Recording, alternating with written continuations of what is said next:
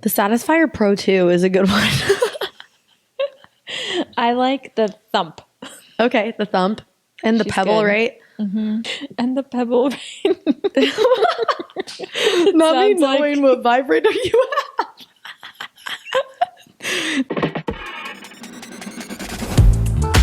Welcome to Pelvic POV. With your hosts and doctors of physical therapy, Amanda Neary and Hannah Meyer. Hey, pelvic freaks. Welcome back to another episode of Pelvic POV. Where you're freaks for us and we're freaks for your pelvis, baby. Bushes are back, baby. Where we're freaks for your bushes, baby. I don't know if y'all have seen this, but the bush is back. I'm down. How are you feeling about it? I'm here for it because I hate being so worried about if my pubes are hanging. I love a bush. Here's the thing. They're great. They're natural. They're fun. I love it when people are rocking a bush. I got laser hair removal years ago, and I did touch it up recently because the reason I got it was not because I didn't like the visual appeal of a bush, but because my hair is so coarse that I just didn't like having it. Mm-hmm. So I would shave, but then I would get razor burn, so I hated shaving. So then I got laser, and it did change my life, but I have no bush. Sad. I have no bush ability. The bush ability's gone and I regret it. I do. My preference, I shave. I just shave. My preference is like, I don't care. Yeah. Like I just, I like to shave because it gets like itchy and uncomfortable. But like, I don't mind if I have like some hair going on. Like, and I think that's natural. And if I like see people like in pole, for example, like if I haven't shaved, like, and I see other people and if like, they're like, oh my God, I haven't shaved. And I don't notice. Two, if I do notice, I think it's kind of hot. Sue me. I think it's kind of hot. Yeah. Because it's like, we all have it. Right. Not me. Other than you. Hey, we're out here too. Sorry. No, I've never had a visual issue with having hair. It was always a sensory thing because I cannot shave my pubes. Yeah. I can't do it. It's too painful. There's an art to shaving. Do you guys want to know how I do it? Because I feel like I've mastered. Yeah. Okay. Step one, you get a KP body scrub. So I do like I have the one by Naturium right now because it's cheap, but I've used that expensive ass brand by like First Aid Beauty or something. I don't know. I got it at Ulta, but it's like the KP scrub. If you look at KP scrub, it's probably the first one.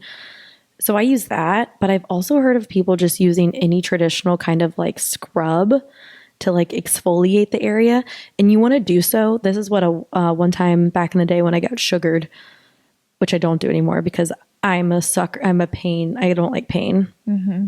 But she told me that you need to exfoliate the area, and a lot of people will just do it for like 10 seconds really quickly, but you got to like do a full minute of like scrubbing on that whole area. You can even use a cheap brand like Tree Hut scrub or something, whatever, just like anything to exfoliate the area for a full minute. So I'm like this in the shower scrubbing. And then you have to use a shaving cream. That's good. I tried the shave oil and that was actual brutal torture. Brutal torture. Don't use that unless it works for you. But for me, I literally wanted to die. So I use like a good shaving cream and then a good razor. For some reason, the Billy razors also absolutely destroyed me. But I just use like a Venus razor, good old trusty. A lot of people are like, you need to use a men's razor, but I've been fine without it. But some people say get a men's razor. And then I always just shave down. Some people will shave up, but in my opinion, like I don't care enough if it's like perfectly gone. And if you shave up, you're going to really get like razor burn. Yeah, I would always shave up. You always shaved up? Yeah. I do sometimes like on the sides, but like right in the middle, no way. Yeah, I think if I had a full bush now, I would treat it differently, shaving. But I would still be too lazy to do the exfoliation part. I'm throwing that out there. I wouldn't do it. I don't even like exfoliating once a week my whole body. I'm bored. Yeah. I don't like it. Here's the thing. I don't want to work in the shower. I just want to stand under the hot water and feel good. Yeah, I get that. Because when I do have to shave, it's like a process. It's an everything shower. Because I want to do it so that, one, I don't get razor burn. Two, so that I don't it doesn't like, it's not like I'm doing it for nothing, right? Like I'm going to go in, I'm going to get the crack, I'm going to get everything. Shaving your butt crack. That's an experience. That I got lasered too. I've never done that. That's something I would be like, hey, can you just laser my butthole for me, please? Yeah, people do 'Cause that. it's so hard to reach back there. I've never once shaved my butthole. I don't know. Yeah, and the worst, if you know, your butthole gets itchy. Then you got itchy butt crack. I don't like that. Nothing worse than an itchy butt crack. Nothing worse than an itchy butt crack on a Sunday afternoon. Especially a Sunday afternoon. This is a day of rest. Hey, we've all been there. Not a day of itchy crack. Hey, if you're scratching your butt crack, it's okay. I've been there. We've all scratched our butt cracks. I'm just like, that girl shaved her butthole yesterday. It's okay. Yeah. Just know if you shave your butthole, it's going to be a little itchy. Yeah. But if you wear a thong, then it kind of itches it for you. Okay. So there's ways around it. There's ways around it. We should invent a butthole scratching thong for post-shave itch. You know what I will say, after lasering my butthole, because you do get a little bit of like itch sometimes after laser. I would get a little bit of itch the day after on my butthole. Mm-hmm. And maybe that's what it feels like to shave. Were you ever a waxing girly? Yeah, fuck waxing, dude. Dude, the girls that wax are a different form. I'm not interested. There's so much that goes into it because like for the next like 24, 48 hours, you can't have sex. You can't get it like in a hot tub. Like you can't exercise. So there's like that rule that you have to follow, or like it's like a war zone down there. And then you have to like grow it out to an extent. Like you can't really shave between. So like you have to time it. If you want to be like fully cleaned up by your vacation, you have to time it appropriately. And it's just, it's too much work. So fucking painful. Too much work for my type B brain. If you're like adamant about not having hair, I do recommend, even if you like keep the bikini area, you can just do laser around. If you're like, oh, I love waxing because it's so smooth. I love that feeling. Laser was the most worth it thing I ever did for like body comfort. Yeah. And you don't have to, you can pick whatever area you want lasered. But if you're comparing it to waxing, there's no comparison because it hurts for less time than waxing. 6 to 8 times total for that treatment area. And then it lasts, like I got mine lasered in 2018. I didn't have to get it touched up till 2024. That's a long ass time to not have to touch that area at all.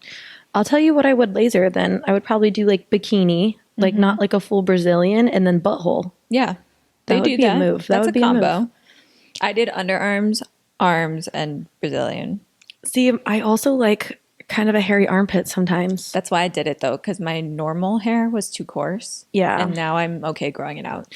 Oh yeah, because it's thinner. It's thin. It's like soft. That's nice. Yeah. Yeah. Like I'll probably in the winter not shave my armpits at all. I think body hair is hot. Dare I say it? I like an armpit. Even like when I'm hooking up with a man, like I don't mind if there's like hair. Like I think it's still attractive. Like a hairy man. Not like super hairy. Like super hairy. Like keep it controlled. Like you like them real hairy, huh? what I'm saying is that I'm not looking at that. Yeah. No, I agree. I don't think, honestly, I've hooked up with guys with like super hairy chests and I don't care that much. No. Whatever. At all. Whatever. Hairy chest. Yeah. I like a hairy chest. Works for me. Yeah. Works. Yeah. I saw a meme. This is bringing it back to the bush summer. I saw a meme that was like, I'm no longer taking advice from a woman unless she has a full bush. And I was like, I deeply respect that. That's cool. I like that. I can't give you any advice, but I respect it. Another thing people are worried about is the hair on their buttholes for sure. People, when we do rectal exams, people are always like, oh my God, I haven't like cleaned up down there. Trust me, like I never see butthole hair. Here's the thing, when they added the butthole to my Brazilian laser, I was like, what do you mean? Because I've never once shaved that. Yeah. Never once thought about it, worried about it.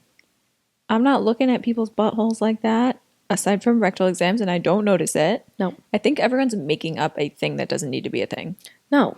If you're having anal sex or like doing like butt plug stuff or like butthole play, all you people are usually doing is looking at the hole to make sure it goes in the right spot. If I'm being honest. Yeah. I'm not like, wow, let me look at this here. Yeah. Let me examine the whole crack. See where there's hair or not. And if they are, maybe like, I mean, I'm sure, no. If people are like into like butthole stuff, they're not going to care. Talk to me about bleaching buttholes. People do that, right? Yeah. Yeah, what is that? Is it the skin that they're know. bleaching? I don't think, like, I think that you shouldn't bleach your skin. No? That's like toxic, right?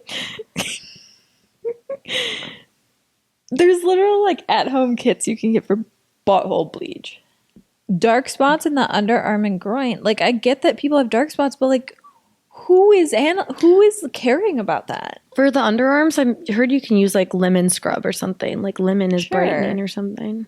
I don't care though. It's like skin folds. Right.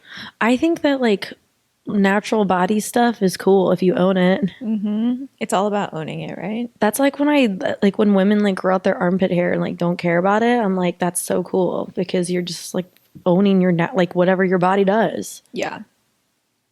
Cool. Mm-hmm. And like, yeah. What are you worried about? Your partner not liking it? Then they're probably shitty. But only like I see if it's uncomfortable, right? I still shave my armpits. That's why I got laser because I'm like, I don't care about the hair, but I hate the discomfort. And there's no good way to shave your armpit. Like you can do the whole thing and do it a certain way and it still hurts. Yeah. But I'm not going to. Same with like leg shaving. Like you see me in the summer, hot girl summer, I'm not shaving my legs all the time, bro. I shave my legs like once a month. I don't care either. Like, you know what I mean? Sometimes it feels like nice and luscious. It's like for me, if I'm going to shave my legs, it's a self-care ritual. Yeah, I like rubbing my bare legs together. I'm never going to be the person. Yeah, I like slippery legs. I'm like a baby. I will never be the girl that's like, oh, sorry, like I didn't shave my legs in my floral dress and my gown. Oh my God. Oh my God. God forbid. You should be looking at how hot my face card is, not my freaking hairy legs. Mm-hmm. If anything, they still look good. Sure. And as pelvic floor PTs, the number one thing I hear is, oh my God, sorry, I forgot to shave. And we've said this once, we've said it before. I have never once cared or noticed if a patient has body hair. First of all, if a doctor does, that's weird. Yeah, that's so weird. That's weird. And we're not supposed to care. We've had a guest on the podcast before that was shamed for shaving. So if you do shave or have laser, that's still okay. Insanity to shame a patient for doing what they want to do with their body. Yeah. Yeah, that's tough. Anyway. Speaking of that, guys, we're thinking of a new segment idea so that we can hear more of your medical gaslighting / doctor horror stories or just any way that you were treated wrongfully in the healthcare field, whether it's being told that you shouldn't shave your vagina or gaslighting you and saying you don't have pain or that you should just drink wine and then have sex again or something like that. We're thinking of calling it shit talking. Yeah, what do you guys think of the name? Pun intended. Shit talking. We think we like it.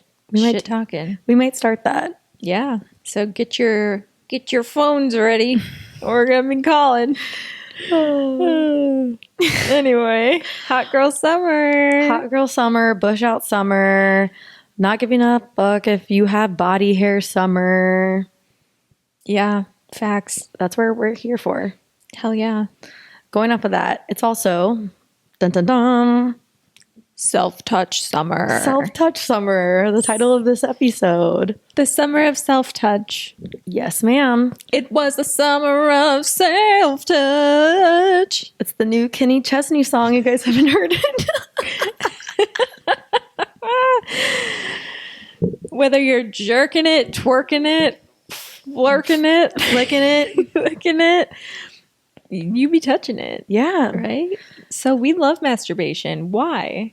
Because masturbation is a form of embracing your own pleasure, sexuality, sensuality, and feeling confident in your own body. You're like, what? How? If I masturbate, that means I'm confident in my own body? Yes, we'll explain why. That's down the list. It'll come later. So the reason we want to talk about masturbation is because, well, when we're younger, for example, we've talked about this on the podcast before. Men, it's normal for men to masturbate, right? Even like in middle school, it's like, oh, well, masturbate, whatever. But when it's for women, it's like, I remember women all the time, like never like admitting that they masturbated. Like it was like Women or girls? shameful. Like you're talking about in school? Both. Honestly, I could see women still like being like, no, I don't masturbate. Yeah. No way. But then actually masturbating, but just being like ashamed of it. And we shouldn't be. For sure. Yeah. Men aren't ashamed of it and they talk about it all the time. Yeah. They talk about jerking it. Mm-hmm. Yeah, I'd be jerking it. Jerking off. Jerking off. It's natural, and we're going to talk about how to start if you are the person that's like, masturbation? No, not for me. I don't need to be down there. I don't want to be down there. We're going to talk about today why or how to start if you've never done it before, how to make it more comfortable, and why we should be doing it. Yeah. And the extreme end of that is that we have people that are actually fearful of like looking at their own vagina, touching their own vagina, scared of their own anatomy. And that's not their fault. This world isn't built for women and people with vaginas to explore their own bodies. Like we are made to feel like they're gross, they're taboo, they're just for men, they're not for us to look at or explore. And we shouldn't even look when we're at the doctor's office. Yes, dude. I remember this, actually just a niche core memory came up. Do you remember there was like a picture? It was when I was like in high school, I think. And it was like of all the different kinds of vulvas. And then I remember like girls looking at it and be like, oh, thank God I don't have that one. Totally. Or something like that. And like, I want mine to look like this. And it's like, no, vulvas are cool, dude. Yeah. And they can look so many different ways. And that's normal. It's true. I do remember that chart because you know what? The boys started rumors about them and they were like, these ones are good and these ones are bad. And they like, remember okay. they would try to like guess what your vulva looked like. Do you remember that in high school? Did I just unlock a memory for you? I don't remember that happening with anyone I knew, but I know that happened. No, that definitely happened. Yeah. Yeah. So weird. Wild. Absolutely wild. Bullying, man. That's just bullying. Literally. And that's like making people ashamed. It's like 100%. What shame is built into the female experience in the world. That's just like how we're raised to talk about our bodies. I didn't even know the word vulva till college, and I took an anatomy class. Like maybe I did know vulva in high school. I know what you mean. You probably like just said vagina. Right. I just said vagina. Until maybe I was like 18. I was like, oh, they're different. And then like even then, you know that most people you're talking to still say just vagina, so it's easier to just say vagina because then you have to have a whole conversation. So now I think maybe like late 20s is when I was like, okay, people really know what vulvas are now. That just happened in like the last 5 years. That's crazy. Good job, freaks. Good job, freaks. We're really happy about it. We know the freaks have known for a long time. Don't worry. The pelvic freaks have known. Pelvic freaks have known, but spread the word. Some people out there still don't know. No, they don't. Yeah. So let's talk to the people that are scared of even getting down there. What are you recommending? Well, as pelvic floor PTs, what do we recommend people when they're trying to explore self-pleasure? I think honestly, first thing is just like finding inspiration for it. I think that's my advice for like anything you're genuinely like nervous about or scared about is like if you're inspired by someone else doing it or just hearing about someone else doing it, you're going to want to do it more. So there's plenty of like sexual health or like influencers that talk about this stuff and talk about women's wellness and things like that. So I would just say like follow some of those accounts, just see what's out there, what people are saying.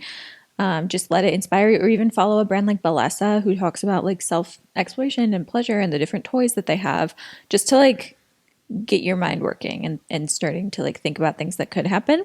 But then first, like personal technique, I would try to just do like either touch outside of the pelvic region or visualization. So like using a mirror, actually looking at your anatomy. So many people don't even know what type of vulva they have because they don't even look at their anatomy. No, yeah. Just spread like it in front of a floor length mirror. Get on the floor. Put a pillow down. Get comfy. Look around. Wait, that sounds hot. Yeah. You don't do that? I haven't done so I don't have a floor length mirror private in my apartment, so I don't do it there. Okay. Yeah. Fair. I have You use a handheld mirror? I would if I was like looking at home. Yeah. But I have a mirror that like stops a foot short of the floor. I was saying it could be hot for like masturbating, but I've never actually like masturbated with a handheld mirror. You could. You could sit in a chair in front of your mirror. True. Yeah. Sexy. There you go.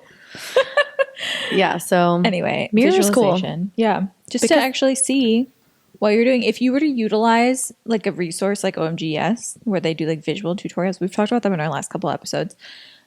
They will show you on real vulvas what they're doing. So it's nice to know where that is on your body and you can like visualize it. And then once you're ready to add touch, you can like touch and see what you're actually touching.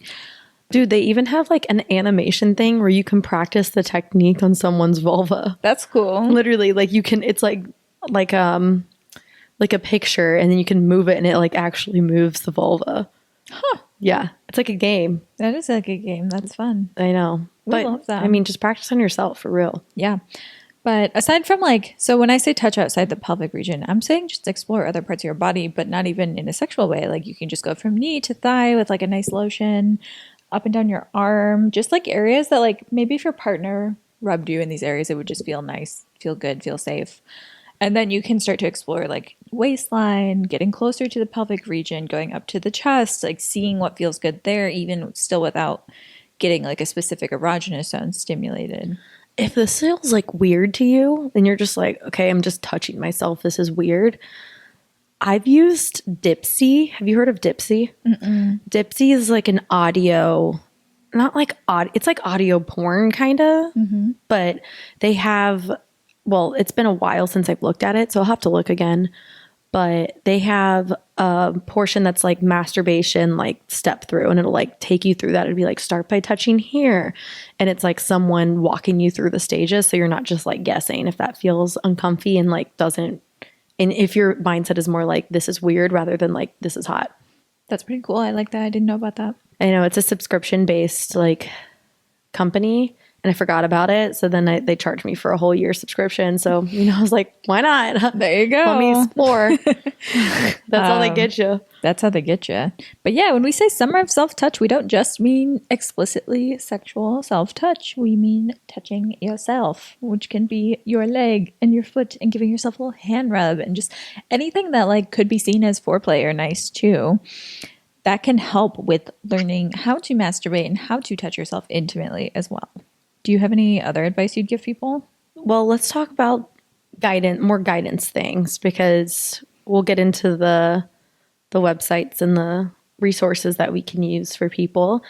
Do you want to talk about Cheeks? Yeah, I love Cheeks. They are an ethical porn subscription-based site where you can access adult videos, and they also have the Pleasure Academy, which is largely for queer sex, but also gives tutorials for like any kinds of sexual interactions that can be with yourself or with a partner. So this can be a good resource for people learning self-touch or wanting new techniques to try in the bedroom.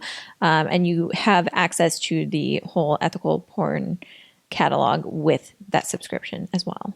So I do want to talk about what ethical porn is, because women do watch porn, and on Pelvic POV, we support sex workers as well. And Belesa is an ethical porn website, and it's marketed as porn for women, right? And on their website, there is a kind of a blog post that talks about what is ethical porn. And it says the term ethical porn is sometimes used interchangeably with feminist or fair trade porn, which is porn that honors consent, treats performers with respect, and pays everyone fairly. The environment on an ethical porn film set is one of mutual complicity and understanding. So it's pretty much like consensual porn, consensual sex acts, and respect for the performers that are performing. Yep. Right? And this blog post is nice. It talks about everything that they exclude and include. And at the end of the blog post, it says, when it comes down to it, ethical porn guidelines are really just baseline conditions for fair, healthy, respectful, and human working environment, which they promise on Belesa that you will have, so that you can watch porn if you want to explore in that way and you feel comfortable doing so without any like guilt attached to be like, oh, was this like wrong of me doing this? Mm-hmm. You know what I mean? Totally. But porn is not everyone's thing, but Belesa Co. is a porn website that is marketed towards women that you could utilize if you wanted to explore. There's Cheeks that Amanda mentioned. And then there is omgyes.com, which we talk about all of the time. OMGS is more, it's another paid, I think it can be subscription, or you can pay like the higher price and get it forever pretty much, which is created by medical professionals, and it's more research based and more educational for how to do self-touch. Yeah, we love these resources. The other thing about ethical porn is that it does value women's pleasure, whereas a lot of porn does not. And so you're going to find more techniques that might inspire you in a self-touch way. So if you struggle with porn from the ethical standpoint, those are just some options for you. And then if you are more tutorial based and you want techniques that you can try, Cheeks and OMGS would probably be the way to go. And we know right now OMGS has some sort of discount going where right now their subscription is half off. We don't know how long it will last. I think it's not the subscription one that's half off. It's like to have it forever. Oh. And access to more videos. That is 50% off right now. That's sweet. You can use the code in or the link in our show notes to access OMGS, and we'll also link Cheeks as well. We actually have a discount code available for you if you are interested in Cheeks for more of that exploration as well. So you can look at that in the show notes. Okay. All right, moving on from tutorial-based websites and things like that, some other tools and techniques we give people, or what I recommend for people, are if self-touch is really uncomfortable for you and touching your own tissue isn't like the sensation you're looking for or you're not ready for, using a device, a toy, a dilator, something to do the touch for you adds that little medium that might make it more accessible for you. So there's all different levels there's tons of different price points for vibrators and tools you can use, so they can be very affordable. Ideally, they are medical grade silicone, so that is best for your skin, and it's a little bit softer too, so it can be really comfortable for people. And just adding that sensation of vibration can be really pleasurable for people, and it can enhance the experience. So getting that actual pleasure out of self-touch is what makes it fun and accessible for people, because like if you're not actually enjoying it, you're not going to want to do it again, right? Especially when there's not like a lot of people have sex that maybe they didn't enjoy, but then they do it again because it made their partner happy or something. But with self-touch, it's really easy to be like, well, I didn't enjoy that, so I'm never going to do that again, because you don't have that feedback from someone else too, you know? Yeah. And remember, guys, people that are just starting off with masturbation may want to go for internal pleasure.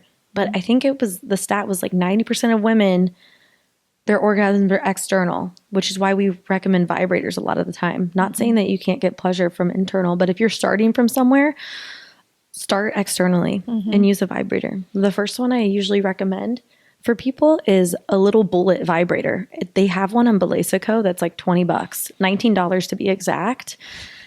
If you want the whisper version, it's like $49. That's like quiet technology. But the regular bullet is like $20. My first vibrator was a bullet, and I had it for like 5 years. Yeah. All through college. It's small, discreet. You can slip it in your suitcase. You can slip it in your purse. You can slip it in your puss. Yes, that's good. Well, the other good thing about a bullet vibrator is that it's easier to use during sex than a bigger vibrator. Yeah, you just put it right between you and the person. It's good. Like anytime you would use like a finger for external stimulation, you can use the bullet vibrator. It's like a finger pretty much. It's like the size of a finger. Hell yeah. Love a vibe. I will say, I'm going to challenge people who only use vibrators. You know who you are, because there's some people that will only masturbate with a vibrator, and actually it's a lot of people. Try doing it once without any toys, because there are stats that like overuse of a vibrator can desensitize you. It's probably similar to like whatever happens in the brain when you watch too much porn. Yeah. It desensitizes you a little bit. Just to that experience, like that's what your expected experience is at that point. And there is some discussion on whether that can make it harder to come with a partner because they're not a vibrator, right? It's a different sensation. So my challenge is to try just using your hands. It might take longer. It might be like, this is like, why would I do this, right? Waste of my time. I had to do it on vacation because I was ovulating and I didn't have my vibrator with me last year. And I was super, super horny. And it was great. And I was like, wow, I should really do this more. You need lubricant though. Yeah. And can I give another challenge? Yeah. Try to do it not on your back. Oh, yeah. Do it in different positions. Get face down and throw your face in the pillow. Literally, no one's in there watching you. Do whatever. For sure. There's no rules. Uh-huh.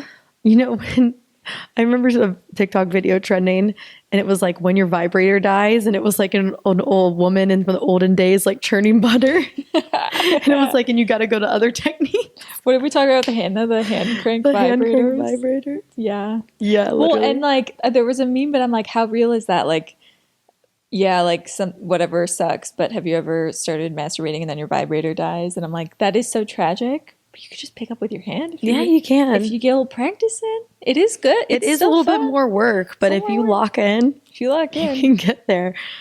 Who wants a fast O anyways? Take your time. It's better if it takes longer. Yeah. Get a little build up. Let's go. It is annoying when you got to transition though. Yeah, having to switch is tough. And I just mentioned it, but our next point is using lubricant. So if you are trying things with your own hands, lubricant is essential. So what I used to do when I was young and naive to lubricant is I would like be wet and I would just like use some of my own juices for lubricant, right? But that will not last that long. It absorbs easier into the body and dries out. So lubricant will stay slippery longer and it can enhance pleasure. So that's why we recommend it. Now, if you are using a vibrator that's medical grade silicone, don't use a silicone-based lubricant because it can break it down. Use a water-based or glycerin-based or something else. Yep. And something that I recommend, so I'll have some people that come to us, and whether it's postpartum, after delivery, after vaginal delivery, whatever it is, and I'll have a patient that complains of decreased strength and orgasm. And the first thing I ask is, have you ever used a vibrator? Usually the answer is no. And I'm like, why don't we try a vibrator for short term? And while we work on decreasing your pelvic floor tension and building your pelvic floor strength and breathing techniques and all the things that we do for helping improve the orgasm. Wow. The big O. Then try this in the short term. And people will be like, well, I used to just be able to like use my hand. And it's like, well, maybe we just need to like work on some pelvic floor rehab and then you'll have a strong orgasm just like with how you used to, but it doesn't hurt to explore. Also, back to vibrators. I love Balesa's vibrators. Yeah, they have good ones. So that's a good brand if you are looking. The Satisfyer Pro 2 is a good one.